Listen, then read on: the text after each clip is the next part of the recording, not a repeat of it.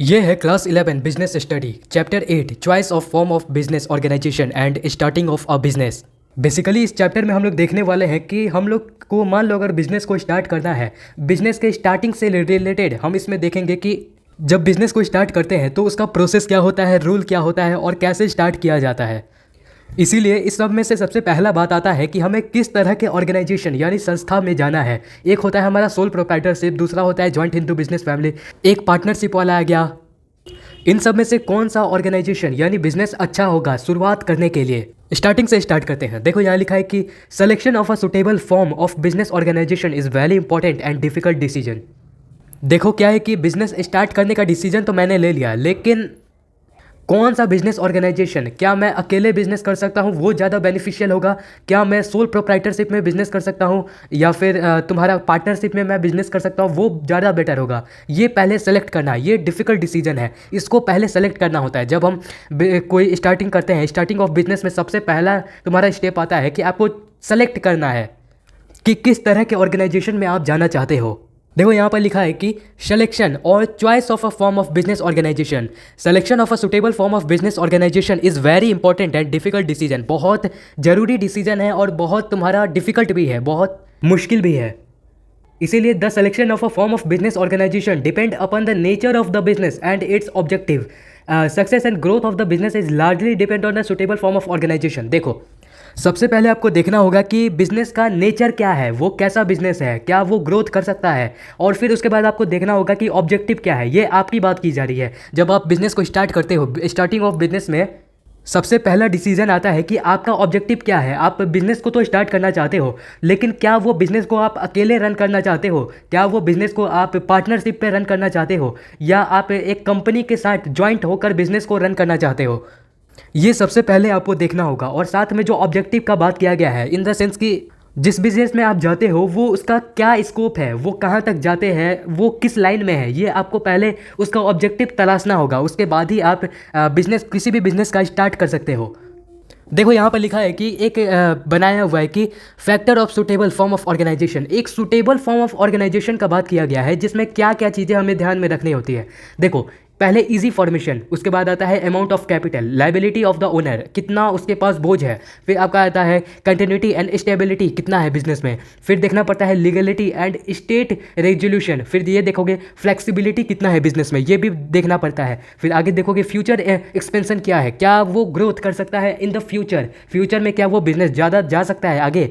फिर देखोगे scale of production, production कितना हो रहा है, टैक्स लायबिलिटी देखोगे, टैक्स लायबिलिटी के बाद आता है कि मैनेजमेंट देखोगे, उसके बाद सीक्रेसी देखोगे, उसका कितना बिजनेस सीक्रेसी मेंटेन रख सकता है कि नहीं रख सकता है, और उसके बाद देखोगे कि डायरेक्शन क्या है और कंट्रोल क्या है बिजनेस का। तो हम लोग वन बाय वन इसको थोड़ा थोड़ा डिटेल में देखते हैं ताकि आपको क्लियर हो जाए कि जब स्टार्टिंग ऑफ बिजनेस, किसी भी बिजनेस का, किसी भी ऑर्गेनाइजेशन में आप पार्टिसिपेट करते हो, जाना चाहते हो, तो ये चीज़ों का आपको ध्यान रखना होगा। लेकिन आपको एक एक चीज़ का ध्यान रखना होगा। चलिए देखते हैं।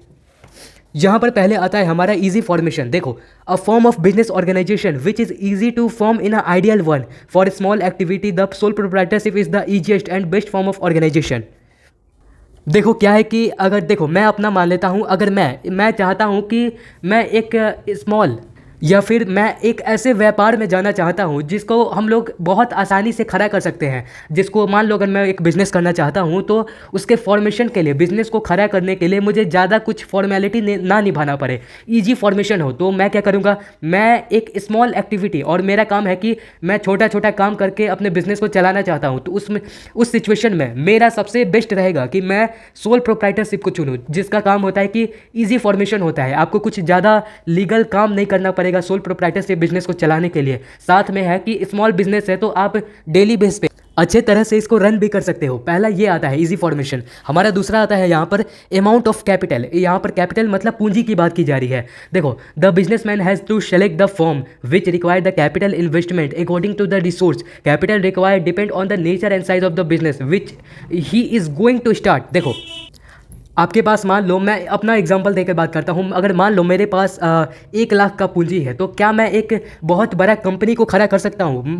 मैं एक बहुत बड़ा कंपनी को नहीं खड़ा कर सकता। ना ही मैं एक ऑप्शन है मेरे पास कि मैं एक मीडियम साइज बिजनेस को मीडियम साइज कंपनी को भी खड़ा कर सकता हूँ। मेरे पास ये ऑप्शन है कि मैं पार्टनरशिप में जा सकता हूँ, साथ में मेरे पास ये ऑप्शन है कि मैं सोल प्रोप्राइटरशिप में जा सकता हूँ। यहीं पे ये बताया गया कि अमाउंट ऑफ कैपिटल, अगर आपको एक बिजनेस को स्टार्ट करना है, किसी बिजनेस को स्टार्ट करना है, तो पहले आप ये देखोगे कि आपके पास पूंजी कितना है, आपके पास कैपिटल कितना है जो आप बिजनेस में लगाना चाहते हो। अगर मान लो मेरे पास 1 लाख का पूंजी है, मेरे पास 1 लाख का पूंजी है, तो मैं मेरे दिमाग में सिंपल सा चलेगा कि मैं सोल प्रोप्राइटरशिप में चल जाऊँ या फिर पार्टनरशिप में चल जाऊँ, सिंपल। और यही बताया गया है यहाँ पे कि ये डिपेंड करता है कि आपके पास पूंजी कितना है, कैपिटल कितना है, अमाउंट ऑफ कैपिटल। फिर हमारा नेक्स्ट आता है liability of the owner. The liability is two type. Liability दो तरह का होता है, ये हम शुरू से देखते आ रहे हैं। एक होता है लिमिटेड लाइबिलिटी और एक होता है अनलिमिटेड लाइबिलिटी। ये हम लोग देखेंगे आगे क्या होता है। तो देखो, limited liability of a person is limited only for the extent of contribution made by him in the form of his share. In unlimited liability, the liability of a person is unlimited. His personal property can be used for, देखो यही simple बताया गया है कि अगर आप एक business को चालू करना चाहते हो तो आपको ये पहले देखना होगा कि आप किस तरह के लाइबिलिटी को अफोर्ड कर सकते हो। देखो, एक होता है हमारा लिमिटेड लाइबिलिटी, जिसमें क्या होता है कि मान लो कल को अगर आप लॉस में चल गए, बहुत ज़्यादा लॉस में चल गए, तो आपका पर्सनल प्रॉपर्टी उसमें जब्त नहीं किया जाएगा। पर्सनल प्रॉपर्टी का इस्तेमाल करके आपको जो लॉस हुआ है उसको चुकता नहीं किया जाएगा। लेकिन अनलिमिटेड लाइबिलिटी में यही होता है कि अगर आप बहुत ज़्यादा लॉस में चल गए तो कल को आपका जो पर्सनल प्रॉपर्टी है, आपके घर के सामान को बेच कर भी उसको लॉस को चुकाना पड़ेगा। यही होता है लिमिटेड का अंतर और यही होता है अनलिमिटेड का अंतर। आपको देखना पड़ेगा कि आप अनलिमिटेड लाइबिलिटी में जाना चाहते हो या फिर लिमिटेड लाइबिलिटी वाला कोई बिजनेस करना चाहते हो जिसमें आपका लाइबिलिटी लिमिटेड हो। यहाँ लाइबिलिटी के बाद हमारा आता है यहाँ पर कंटिन्यूटी एंड स्टेबिलिटी। यानी कि देखो, every businessman want to maximum stable of his business operation. An idea form of business organization should provide a maximum continuity and stability. देखो, अगर कोई भी बिजनेसमैन जो कि बिज़नेस को चालू करना चाहता है, वो उसके दिमाग में हमेशा ये रहता है कि जो मैं बिज़नेस चालू करूँ, स्टार्ट करूँ मैं बिज़नेस, वो स्टेबल रहे। ये स्टेबल इन द सेंस कि ज़्यादा मेरा लॉस प्रॉफिट ऐसे उतल पुतल ना हो। कभी ये नहीं रहे कि मैं बहुत ज़्यादा लॉस में चल जा रहा हूँ तो बहुत ज़्यादा प्रॉफिट में चल जा रहा हूँ। एक स्टेबल मीडियम साइज में आपका चलते रहना चाहिए आपका प्रॉफिट लॉस। ये हर एक बिजनेसमैन चाहता है। इसीलिए आपको स्टार्टिंग ऑफ बिजनेस, अगर बिजनेस स्टार्ट करना है तो पहले ये देखना होगा कि जो आप बिज़नेस में जाना चाहते हो या फिर जो आप बिज़नेस को स्टार्ट करना चाहते हो वो स्टेबल है कि नहीं है। मतलब बिजनेस में ज़्यादा उतल पुतल तो नहीं है ना, ये देखना पड़ता है। फिर आगे देखोगे तो देखो, यहाँ पर लिखा है कि सोल प्रोप्राइटरशिप और partnership form is the organisation are most unstable form stable and continued point of view company of the form. देखो, सिंपल सा यहाँ बताया गया है कि जो सोल प्रोप्राइटरशिप होता है जिसमें एक अकेला आदमी बिजनेस को रन करता है, हमने देखा था किराना दुकान वाले लोग होते हैं, वो इसका एग्जाम्पल है। एक होता है पार्टनरशिप जिसमें 2 ओनर आता है, 2 बिजनेसमैन एक साथ आके पार्टनरशिप में आपका बिजनेस करता है, वो हो गया। ये दोनों जो है ये अनस्टेबल है, यानी कि आपका कभी भी एक साइड से नहीं चलते रहेगा बिजनेस, आपका उतल पुतल बहुत होते रहेगा बिजनेस पे, यानी कि अनस्टेबल है यानी आपका बिजनेस। लेकिन अगर आप एक स्टेबल बिजनेस में जाना चाहते हो जहाँ पर बहुत ज़्यादा फ्लक्चुएशन नहीं है, तो उसके लिए आप क्या कर सकते हो, कंपनी फॉर्म और ऑर्गेनाइजेशन। देखो, ऐसा कंपनी में आप अपना शेयर लगा सकते हो, पूंजी लगा सकते हो। बड़े बड़े कंपनी होते हैं तो वो होते हैं ज़्यादातर स्टेबल होते हैं, मतलब ज़्यादा उनको नुकसान भी नहीं होता है और बहुत ज़्यादा एक पर एक प्रॉफिट भी नहीं होता है, एकदम स्टेबल चलते रहते ग्रोथ होते रहता है। इसीलिए देखो, it is rightly said, member may go but company is good. देखो, कंपनी का ये पॉलिसी होता है। सोल प्रोप्राइटरशिप का एक अलग बात होता है, लेकिन कंपनी का एक पॉलिसी होता है कि मेंबर यानी कि लोग आते रहेंगे कंपनी में और लोग जाते रहेंगे, लेकिन कंपनी जो है वो चलता रहेगा, सिंपल। लेकिन क्या है कि कंपनी चलता रहेगा, इसीलिए जो स्टेबिलिटी है वो मेंटेन रहता है। लेकिन मान लो अगर सोल प्रोप्राइटरशिप में आप अकेले बिजनेस कर रहे हो, कल को आपका कोई हेल्थ प्रॉब्लम आ गया तो क्या होगा कि आप अकेले हो बिजनेस में, तो वो आपके हेल्थ प्रॉब्लम की वजह से आप बिजनेस में ध्यान नहीं दे पाओगे। इसीलिए क्या होगा कि आपका बिजनेस रुक जाएगा, यहाँ पर रुक जाएगा, नहीं तो बहुत ज़्यादा लॉस में चल जाएगा, ये पॉसिबिलिटी है। फिर आगे आता है हमारा लीगलिटी और स्टेट रेजोल्यूशन। देखो, sole proprietorship and partnership form of the organisation are free from governmental and legal formalities and dissolved quite easily. Companies Company subject to Company Act, much time and money to involve in their cooperation and winding up. Sole proprietorship is the form for better than partnership and partnership is better than the joint stock company. देखो simple सा यहाँ बताया गया है कि कानून या फिर जो गवर्नमेंट होते हैं उनका क्या कितना कंट्रोल होता है बिजनेस पे। जो आप बिजनेस को स्टार्ट करना चाहते हो आपको ये देखना होगा कि गवर्नमेंट बहुत ज़्यादा कंट्रोल कर रहा है या नहीं कर रहा है। अगर आप बात करोगे तो पार्टनरशिप का या सोल प्रोप्राइटरशिप का, तो इसमें क्या होता है कि आपको गवर्नमेंट का ज़्यादा आपको लीगली आपको परेशान नहीं किया जाता है। जो फॉर्मेलिटीज़ होता है बिज़नेस को स्टार्ट करने का वो बहुत आसान होता है। गवर्नमेंट का ज़्यादा इंटरफेरेंस नहीं होता है आपके बिज़नेस में। और अगर आप जब चाहो तब किसी भी लीगल फॉर्मेलिटी से आप अपने बिज़नेस को, जो आप बिज़नेस चला रहे हो, उसको आप ख़त्म भी कर सकते हो। ज़्यादा आपको लीगल फॉर्मेलिटी नहीं निभाना पड़ता है। लेकिन वहीं अगर हम कंपनी का बात करें, जो बड़ा बड़ा कंपनी होता है, तो कंपनी में कंपनी एक्ट के तहत बहुत ज़्यादा टाइम लगता है और बहुत ज़्यादा पैसा लगता है बिज़नेस को चालू करने में, बिज़नेस को रन करने में और बिज़नेस को ख़त्म करने में। देख लो यहाँ तीनों में बहुत ज़्यादा कानूनी तौर से आपका समय भी जाता है और पैसा भी जाता है। लीगैलिटी को देखने के बाद हमारा नेक्स्ट आता है फ्लेक्सिबिलिटी। फ्लेक्सिबिलिटी में क्या है कि फ्लेक्सिबिलिटी का मतलब होता है, flexibility means possibility of bringing a chance in a business.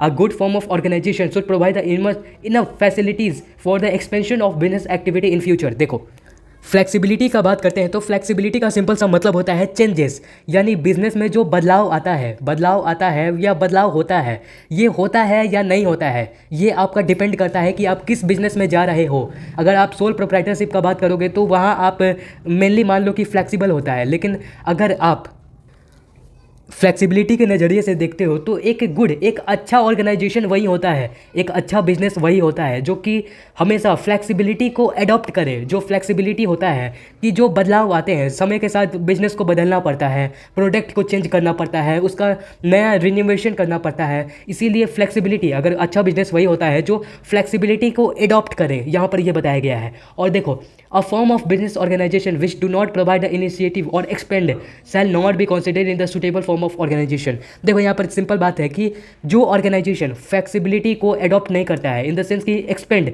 Business का ज़्यादा एक्सपेंशन हो, इसको अडॉप्ट नहीं करता है, तब वो एक अच्छे व्यापार के कैटेगरी में नहीं आता है। सिंपल सा बात है। फिर आगे देखोगे तो डायरेक्शन एंड कंट्रोल की बात करें तो देखो, in the case of owner want to have a personal control over the business, the sole tradership and partnership are the best approaches for the देखो कंपनी फॉर्म। देखो क्या है ना कि अगर आप, या मैं एग्जांपल देता हूँ, अगर मैं चाहता हूँ कि मैं एक ऐसा बिज़नेस में जाऊँ, एक ऐसा बिज़नेस को स्टार्ट करूँ जिसमें मैं मालिक हूँ और मेरे हाथ में ही सारा कंट्रोल हो, तो मेरे लिए बेस्ट होगा कि मैं सोल ट्रेड, यानी कि जो सोल प्रोप्राइटरशिप होता है, मैं उस बिज़नेस में जाऊँ। या फिर जो पार्टनरशिप होता है, पार्टनरशिप में हम जा सकते हैं। तो उसमें क्या होगा कि आप मालिक हो गए और आपके अंडर ही, आपके हाथ में ही जो बिज़नेस का जितना भी कंट्रोल है वो होता है। लेकिन अगर आप एक कंपनी का बात करोगे, जॉइंट स्टॉक कंपनी का बात करोगे, तो कंपनी एक ऐसा ऑर्गेनाइजेशन है जहाँ पर आप मालिक नहीं होगे, आपका जो रिप्रेजेंटेटिव है आप नहीं होगे, लेकिन जो आपका रिप्रेजेंट कर रहा है, जो आपको रिप्रेजेंट कर रहा है,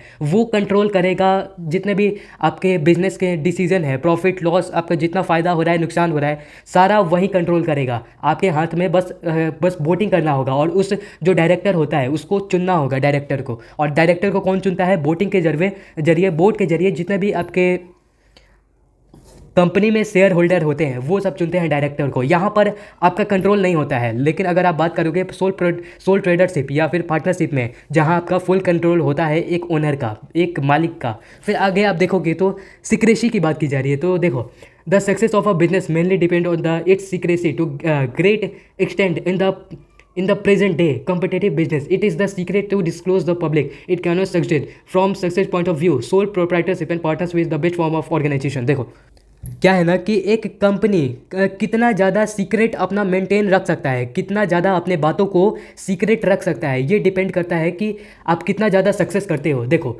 अगर आप ज़्यादा सीक्रेट रखोगे अपने बात को, अपने आइडिया को, अपने जो डिसीजन जो इम्प्लीमेंट करने वाले हो बिजनेस में, तो आपका ज़्यादा चांस है कि आप बहुत ज़्यादा सक्सेस हो सकते हो। लेकिन आपका बात सीक्रेट नहीं है, पब्लिकली मतलब हर किसी को पता है, तो आपका बात जो सीक्रेट है, जो आप डिसीजन लेने वाले हो वो हर किसी को पता है, तो ये बहुत चांस कम हो जाता है कि आप एक सक्सेसफुल बिजनेस में आ सको। इसीलिए सीक्रेट मेंटेन रखना, बिजनेस का जो सीक्रेट होता है, आइडिया होता है, डिसीजन जो लेने वाला है, वो आपका जो डिसीजन होता है वो उसको सीक्रेट रखना ये ज़रूरी होता है। एक एग्जांपल देता हूँ, एग्जांपल के लिए देखो देखो कोका कोला एक कंपनी है। कोका कोला में क्या होता है कि कोका कोला को बनाने का recipe, Coca Cola cold drink को बनाने का रेसिपी आज तक किसी को पता नहीं है। ये मैं रियल बता रहा हूँ। इसका अल्टरनेटिव तो बनाया जा सकता है, लेकिन आज तक कोका कोला को कैसे बनाया जाता है, इसका जो मेन रेसिपी होता है ये किसी को नहीं पता है। इसीलिए बस दो लोगों के पास इसका सीक्रेट है, और दो लोगों को, जो दो लोग हैं इनके पास आधा जो रेसिपी होता है कोका कोला का एक आदमी के पास है, और जो आधा रेसिपी है एक आदमी के पास है, और दोनों का मिलना मना है, दोनों का मिलना मना है, ताकि ताकि वो दोनों आपस में मिलकर जो सीक्रेट बात है, जो सीक्रेट है कोका कोला का जो रेसिपी है उसको जान ना सके। तो समझो कि उनका मिलना मना है, जो कोका कोला को खुद बनाते हैं, तो हम लोग पब्लिक को कैसे पता चलेगा। इसीलिए जो ये बिज़नेस में कोका कोला ने सीक्रेट मेंटेन किया है, इसी के कारण आज कोका कोला इतना ज़्यादा पॉपुलर है पूरे वर्ल्ड वाइड में। और इस नज़रिए से बात करोगे तो जो सोल प्रोप्राइटरशिप होता है या फिर जो पार्टनरशिप वाला बिजनेस होता है, उसमें क्या होता है कि आप ज़्यादा सीक्रेट मेंटेन रख सकते हो। क्योंकि सोल प्रोप्राइटरशिप पे तो सिंपल है कि आप अकेले आदमी हो, जितना भी डिसीजन है, जितना भी आइडिया है बिजनेस का आपके पास होगा। तो इन द सेंस कि आप चाहो तो सीक्रेट मेंटेन रखो, नहीं रखो, वो आपके हाथ में है।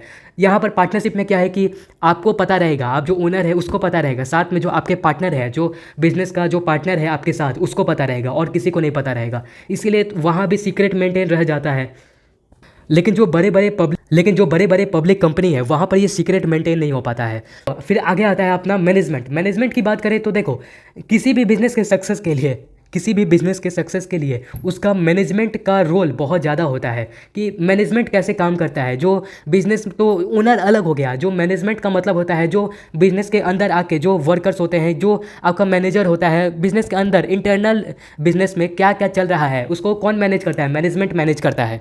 इसीलिए किसी भी बिजनेस के सफलता के लिए जो मैनेजमेंट होता है उसका रोल बढ़ जाता है। इसीलिए अगर हम देखते हैं कि जो जॉइंट स्टॉक कंपनी होता है, कंपनी की अगर हम बात करें तो उसके पास क्या होता है कि is the best form of organisation is free from the angle. देखो, अगर मैनेजमेंट का बात करोगे तो आप जितना ज़्यादा स्किल्ड पर्सन रखोगे, जितना ज़्यादा आप प्रोफेशनल को रखोगे, तो आपका ज़्यादा चांस है कि बिजनेस ग्रोथ करे। इसीलिए क्या करते हैं, जो कंपनी होते हैं उनके पास बहुत ज़्यादा इन्वेस्टमेंट होता है, उनके पास बहुत ज़्यादा पैसा होता है, तो वो अच्छे स्किल्ड पर्सन को हायर करते हैं, जो प्रोफेशनल होते हैं उनको अपने बिजनेस में रखते हैं, ताकि वो जितना भी मैनेजमेंट का काम है वो सब देख सकें।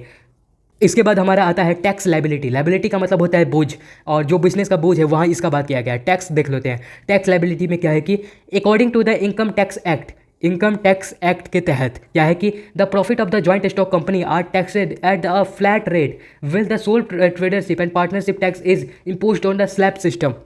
देखो क्या है कि हमने थोड़ी देर पहले बात किया था कि जो कंपनी होते हैं वो ज़्यादा स्टेबल होते हैं, और जो क्या होता है कि तुम्हारा जो सोल प्रोप्राइटरशिप और या फिर जो तुम पार्टनरशिप का बात करोगे तो वो अनस्टेबल फॉर्म ऑफ ऑर्गेनाइजेशन है। इसके कारण क्या होता है कि जो टैक्स होता है, इनकम टैक्स को कैसे कलेक्ट करता है, जो टैक्स बिजनेस में जनरेट होता है उसको कैसे कलेक्ट किया जाता है।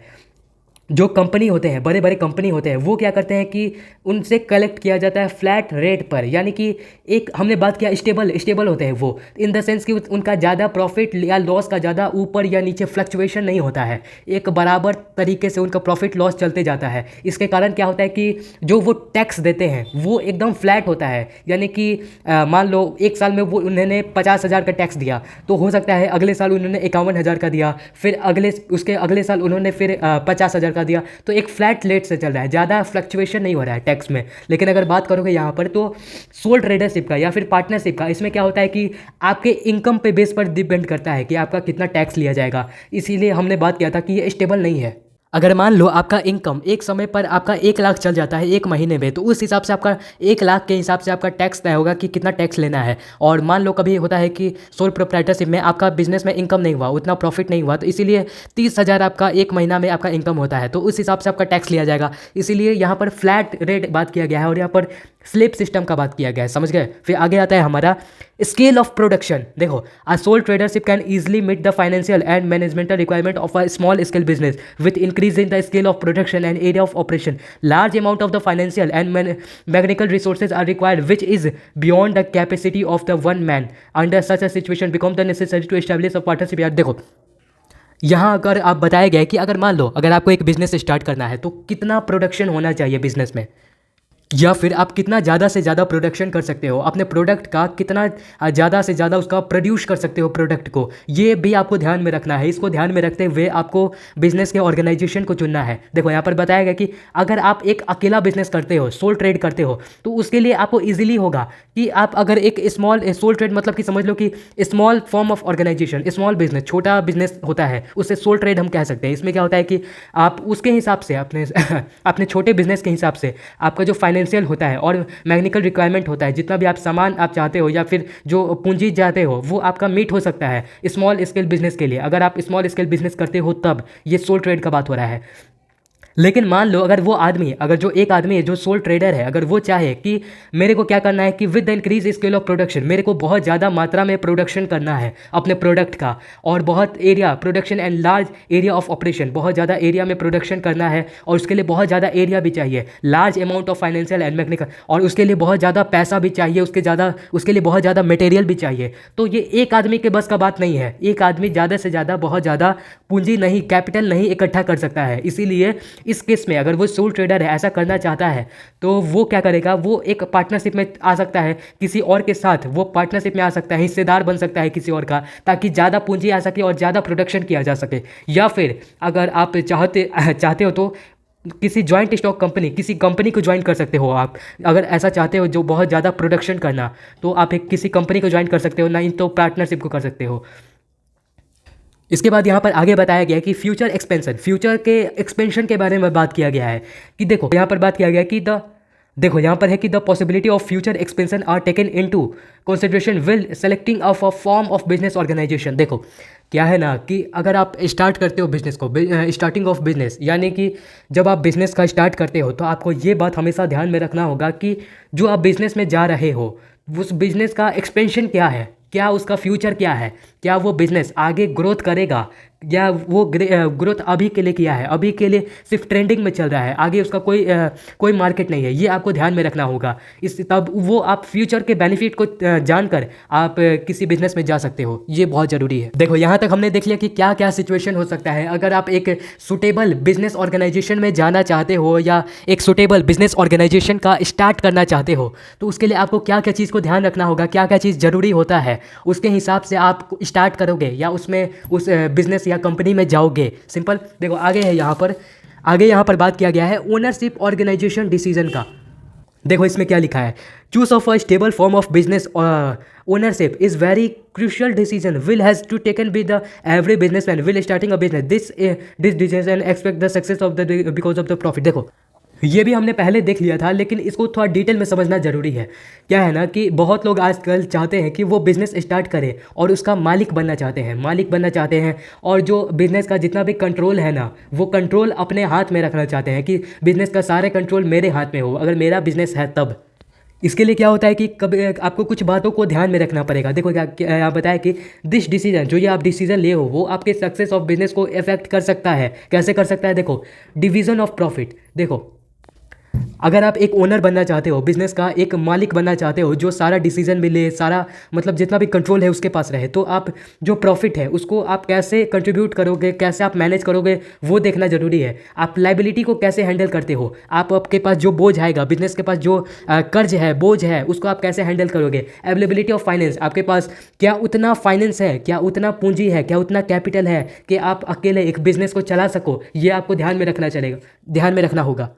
उसके बाद है द टैक्स बर्डन। देखो टैक्स बर्डन इसका मतलब है कि जो आप एक अकेले बिजनेस करोगे, तो अकेले बिजनेस करने में ये है कि आपका जितना भी टैक्स है बिजनेस में, आप जितना इनकम होगा उसके हिसाब से टैक्स लगेगा। तो क्या आप टैक्स को आप सह सकते हो, उतने आप टैक्स दे पाओगे अकेले। फिर आगे आया कि degree of control and all dependent upon the ownership. देखो और जो यहाँ पर ओनरशिप का बात किया गया है, तो आप एक बिज़नेस को जब कंट्रोल करते हो, तो क्या आप चाहते हो कि मैं कंट्रोल करूँ, लेकिन क्या रियलिटी में आप पूरे बिजनेस को अकेले कंट्रोल कर सकते हो। All dependable on the partnership. देखो ओनरशिप यानी कि जितना भी बिजनेस का काम होता है, बिजनेस का जितना भी वर्क होता है, वो कंट्रोल कौन करता है इस सिचुएशन में? वो बिजनेस का ओनर करता है, बिजनेस का मालिक करता है। लेकिन क्या वो असल मायने में इतने सारे बोझ को कंट्रोल कर सकता है? क्या वो प्रॉफिट को मैनेज कर सकता है, लायबिलिटी को कर सकता है, जितना भी आपका कैपिटल फाइनेंस वाला सिचुएशन है उसको मैनेज कर सकता है? ये बात को ध्यान में रखना बहुत ज़रूरी है जब आप एक ओनरशिप ऑर्गेनाइजेशन डिसीजन को आप एक ऐसे माइंडसेट से सोचते हो तब। देखो फिर आगे है यहाँ पर suitability of a different form of organisation. यहाँ पर सुटेबल का बात किया गया है कि किस में क्या सुटेबल होगा। देखो सोल ट्रेडर और इंडिविजुअल ओनरशिप का यहाँ बात किया गया है कि इन सोल ट्रेडर मतलब जहाँ पर एक अकेला आदमी ट्रेड करता है, लेन देन करता है, व्यापार करता है, एक अकेला आदमी, और वहीं अपने बिजनेस को चलाता है, उसका बात किया गया है। देखो सुटेबल फॉर जनरल स्टोर, अगर हमने ये जो डिसीजन देखा, अगर आप इतना सारा चीज़ देख लिए हो और उसके बाद अगर आप चाहते हो कि मैं बिज़नेस को स्टार्ट करना चाहता हूँ, तो आपके लिए कौन सा बिज़नेस ज़्यादा बेहतर होगा अगर आप अकेले बिज़नेस करना चाहते हो तब। इसके लिए सबसे पहले है कि जनरल स्टोर, आप एक जनरल स्टोर खोल सकते हो, स्टेशनरी का शॉप खोल सकते हो, स्टेशनरी का दुकान खोल सकते हो, फिर बेकरी का आप शॉप खोल सकते हो, सैलून खोल सकते हो, फिर स्मॉल फैक्ट्री भी आप खोल सकते हो, स्मॉल फैक्ट्री जहाँ पर कुछ कुछ मैन्युफैक्चर होता है, बेचा जाता है, आप वो खोल सकते हो यहाँ पर। उसके बाद आपका आता है रिटेल आउटलेट खोल सकते हो, वो उसमें आप जा सकते हो। Require limited capital and know how, low risk and the use of the personal knowledge. देखो अगर आप सोल ट्रेड में आप डिसीजन ले लियो कि मैं सोल ट्रेड में जाना चाहता हूँ, अकेले बिजनेस करना चाहता हूँ, तो इसमें क्या है ना कि आपको ज़्यादा आपका लिमिटेड कैपिटल, अगर आप ये सब खोलते हो, जनरल स्टोर खोलते हो, स्टेशनरी का दुकान खोलते हो, कोई स्मॉल फैक्ट्री खोलते हो, तब क्या है ना कि इसमें ज़्यादा आपको पूंजी का ज़रूरत नहीं पड़ेगा, लिमिटेड कैपिटल रहेगा। साथ में इसका अगर जितना कम आपका पैसा लगाओगे उतना कम आपका रिस्क रहेगा, ये बात जान लेना। और क्या है कि अगर आप स्मॉल स्केल पे एक बिजनेस को चला रहे हो तो आपको ज़्यादा नॉलेज का भी ज़रूरत नहीं पड़ेगा। नॉलेज का ज़रूरत पड़ता है लेकिन ठीक ठाक नॉलेज का ज़रूरत पड़ता है, बहुत ज़्यादा आपको प्रोफेशनल वाला नॉलेज का नहीं चाहिए इसमें ज़रूरत। फिर सोल ट्रेड के बाद अगर हम पार्टनरशिप का बात करें, पार्टनरशिप में जब दो बिजनेसमैन या मैक्सिमम 50 बिजनेसमैन आपस में पार्टनरशिप करते हैं और एक बिज़नेस को चलाते हैं, तब क्या क्या उनके लिए बेनिफिशियल हो सकता है। देखो चार्टर अकाउंटेंट फॉर्म, एक आप ऐसा फॉर्म खोल सकते हो चार्टर अकाउंटेंट का जहां आप लोग मिलकर काम कर सको। फिर हो गया आर्किटेक्ट फॉर्म, आर्किटेक्ट का फॉर्म खोल सकते हो। फिर आप क्या कर सकते हो, होलसेल बिजनेस कर सकते हो, ये एक अच्छा अपॉर्चुनिटी है, होलसेल बिजनेस में जा सकते हो। या फिर एक आप क्या कर सकते हो कि मीडियम साइज बिजनेस फॉर्म खोल सकते हो, यानी कि एक कंपनी की तरह, लेकिन वो मीडियम साइज का होगा, बहुत हाई लेवल का, बहुत ज़्यादा इन्वेस्टमेंट वाला नहीं होगा, मीडियम साइज बिजनेस होगा वो, उसमें आप जा सकते हो अगर आप डिसाइड किए हो कि पार्टनरशिप में मेरे को जाना है तब। उसके बाद आता है आपका private company, private company in the sense कि यहाँ पर कंपनीज का बात किया गया है, तो उसमें क्या है कि देखो दो आता है कंपनी में, एक आता है प्राइवेट कंपनी, एक आता है पब्लिक कंपनी, ये हम लोग देख चुके हैं। देखो suitable for medium size manufacturing unit, देखो अगर आप प्राइवेट कंपनी खोलते हो तो प्राइवेट कंपनी किसके लिए, किस बिजनेसमैन के लिए सुटेबल होता है, वो होता है अगर आप एक मीडियम साइज मैन्युफैक्चरिंग यूनिट खोल सकते हो, यानी कि एक ऐसा फैक्ट्री खोल सकते हो जहाँ पर सामान या कोई चीज़ प्रोडक्ट मैन्युफैक्चर हो रहा है, वो मीडियम साइज में होना चाहिए, बहुत ज़्यादा हाई लेवल का नहीं हो, बहुत ज़्यादा बड़ा आप नहीं खोल सकते हो, मीडियम साइज अगर आप प्राइवेट कंपनी में जाना चाहते हो। आप एक होटल खोल सकते हो, अगर आप एक प्राइवेट कंपनी की बात करो तो होटल हो सकता है। फिर आप एक ट्रेडिंग कॉन्सर्न खोल सकते हो। ये कुछ ऑप्शन है एक प्राइवेट कंपनी में जो जाना चाहता है उसके लिए। लेकिन अगर बात करें एक पब्लिक कंपनी का, पब्लिक कंपनी में क्या हो सकता है, देखो पब्लिक कंपनी में suitable for the big industrial unit, जैसे कि बहुत जितने भी बड़े बड़े आपके कंपनी होते हैं, बड़े बड़े आपके प्रोडक्ट जहाँ तैयार होते हैं, मैन्युफैक्चर होता है, वो सब कैटेगरी किस में आता है, प्राइवेट पब्लिक कंपनी में आता है, सॉरी पब्लिक कंपनी में आता है। जिसमें आप क्या खोल सकते हो, एयरलाइन खोल सकते हो, जिसमें हवाई जहाज़ उतरता है, चढ़ता है, ये सब आप एयरलाइन खोल सकते हो। बहुत बड़ा बड़ा होटल खोल सकते हो, या फिर लार्ज डिपार्टमेंटल स्टोर खोल सकते हो, या फिर जो मॉल होता है ना, बड़ा बड़ा बहुत बड़ा बड़ा मॉल होता है, उसकी बात की जा रही है, एक स्टोर खोल सकते हो। इसमें क्या होगा कि आपका रिस्क तो रहेगा, और आपका जितना ज़्यादा रिस्क रहेगा उतना ज़्यादा प्रॉफिट रहेगा, ये तो हम लोग शुरू से सुनते ही आ रहे हैं। देखो इसके बाद यहाँ पर आता है factor to be consider for starting a business. अगर आप एक बिजनेस को स्टार्ट करना चाहते हो तो when we start a business, तब क्या क्या चीज़ों को हमको ध्यान में रखना चाहिए, ये तो हम लोग देख ले कि हम लोग को शुरुआत करने समय क्या क्या करना चाहिए। लेकिन अगर आप डिसाइड कर लिए हो कि बिज़नेस को मेरे को स्टार्ट करना है और इस ऑर्गेनाइजेशन में, इस बिज़नेस में मेरे को जाना है, तो उसके लिए क्या क्या है। देखो selection of a line of business, पहले है कि सबसे पहला है कि आप किस लाइन बिजनेस के किस लाइन में जाना चाहते हो, ये डिसाइड कर लो। फिर बिजनेस का साइज़ क्या होना चाहिए, आप एक छोटा बिजनेस खोलना चाहते हो या फिर बहुत बड़ा बिजनेस खोलना चाहते हो। यहाँ पर दिया गया है कि अगर आप एक छोटा अगर आप एक छोटा या फिर मीडियम साइज ऑर्गेनाइजेशन बिजनेस को खोलना चाहते हो तो आप एक सोल प्रोप्राइटरशिप अकेले बिजनेस करो या किसी पार्टनर के साथ बिजनेस करो, बात बराबर है, तो आप एक मीडियम साइज या छोटा बिजनेस को खोल सकते हो। फिर उसके बाद आपका आ गया कि choice of a form of ownership, यानी अगर आप ओनरशिप के नज़रिए से देखो तो आप सोल प्रोप्राइटरशिप हो गया या फिर वही है आपका पार्टनरशिप हो गया। इसमें क्या है ना कि आप खुद के मालिक हो गए, जितना भी डिसीजन होता है, जो सारा कंट्रोल होता है बिजनेस का, वो सिर्फ एक आदमी के हाथ में होता है, और किसके, आपके हाथ में होगा, जो मालिक है बिजनेस का उसके हाथ में होगा। फिर आपका बात करता है कि लोकेशन ऑफ बिजनेस एंटरप्राइजेज। उसके बाद आपका स्टार्ट करने का डिसीजन ले लिया, लेकिन ये आपको देखना होगा कि आप जो बिज़नेस का बिल्डिंग खड़ा करोगे, जहाँ पर आप बिज़नेस करोगे उसका लोकेशन क्या है, उसका लोकेशन आपको ध्यान में रखना होगा। जैसे कि ऐसा लोकेशन पे करना होगा जहाँ ट्रांसपोर्टेशन का पूरा फैसिलिटी हो, जहाँ आसपास में बैंक हो, जहाँ अच्छे से लेबर लोग मिल सके, जहाँ रॉ मटेरियल अच्छे से पहुँच सके, कम्युनिकेशन का अच्छा फैसिलिटी हो। ये हो गया आपका। फिर आगे आता है अपने का फाइनेंसिंग द प्रीपोजिशन। इसमें मतलब ये है कि जो बिजनेसमैन, यानी कि बिज़नेस का शुरुआत करने का तो डिसाइड कर लिया है, स्टार्ट करने का डिसाइड कर लिया है, उसके बाद आपको जो बिजनेसमैन होता है, जो ओनर होता है, उसको एनालाइज करना पड़ता है कि जितना उसके पास पूंजी है, जितना उसके पास कैपिटल है, उसमें वो कितना फिक्स एसेट को खरीदे और कितना amount require for working capital, कितना वो करेंट एसेट को खरीदे और फिक्स एसेट को खरीदे। ये मैं पहले बता चुका हूँ। फिक्स एसेट मतलब कि जो मशीन होता है, लैंड होता है, बिल्डिंग होता है, ये फिक्स होता है, इसीलिए फिक्स्ड एसेट कहा जाता है। और जो करेंट एसेट यानी कि जो वर्किंग एसेट होता है, इसमें आपका गुड्स आता है, जो आपका स्टॉक आता है, जो सामान आता है, जो आता है जाता रहता है, जो सामान होता है, मटेरियल होता है, उसका बात किया जा रहा है। ये आपको डिसाइड करना पड़ता है कि आप जो पूंजी लगा रहे हो कितना फिक्स एसेट में लगाओगे और कितना वर्किंग कैपिटल में लगाओगे। उसके बाद यहाँ देखोगे तो आपका ये देख लिए फाइनेंस से। उसके बाद आता है फिजिकल फैसिलिटी। देखो फिजिकल फैसिलिटी में ये आपको कंसीडर करना है कि जो आप पूंजी लगाए हो वो किस में लगाना है। Physical facility including the machine, आपको मशीन खरीदना होगा, इक्विपमेंट खरीदना होगा, कैसा आप बिल्डिंग चाहते हो, supportive service in very important factor, यानी कि आपको बिजनेस को सपोर्ट करने वाला कौन है, ये आपको सब कुछ ध्यान में रखते हुए आगे चलना होता है। फिर इसके बाद फिजिकल के बाद देखोगे तो प्लांट लेआउट के बारे में आप देखोगे। मतलब कि जहाँ पर आप अपना इंडस्ट्री, यहाँ पर इंडस्ट्री या फिर मैन्युफैक्चरिंग फैक्ट्री का मैं बात करूँगा, तो यहाँ पर आप अपना इंडस्ट्री लगाना चाहते हो या फिर जहाँ पर अपना आप फैक्ट्री लगाना चाहते हो, तो उस बात को आपको ध्यान में रखना होगा कि पहले आपको एक अपने माइंड में ड्रॉ करना होगा लेआउट प्लान बनाना पड़ेगा कि आप अपना प्लांट कैसे लगाओगे, कैसे बड़े बड़े प्लांट होते हैं यहाँ पर उसके बात किया जा रहा है, मशीन को कैसे फिट करोगे, अरेंजमेंट कैसे करोगे, यहाँ पर उसका बात किया गया है।